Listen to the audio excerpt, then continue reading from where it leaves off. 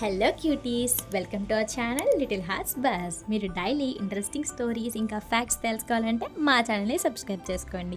మీరు Pokemon ఫ్యానా? Pikachu, Charizard, బల్బజార్ లాంటి characters సైన్స్తో సంబంధం ఉందని మీకు తెలుసా? పోకెమాన్ క్రియేటర్ సతోషి తజిరి చిన్నప్పుడు కీటకాలు సేకరించడం మొదలుపెట్టాడు. అదే తనకి హాబీ అయింది. ఆ హాబీ వలన అతనికి పోకెమాన్ ప్రపంచం అనే ఐడియా వచ్చింది. ప్రతి పోకెమాన్ రూపకల్పనతో నిజ జీవిత జంతువుల నుంచి ప్రేరణ తీసుకున్నారు. సైన్స్ని డిఎన్ఏకి మిక్స్ కాన్సెప్ట్ ఆధారంగా ఎవల్యూషన్ అనే ఆలోచనను రూపొందించాడంట. అందుకే పోకెమాన్ను మారుతూ ఇవాల్వ్ అవుతూ ఉండటం బయాలజీకి సంబంధం ఉంది.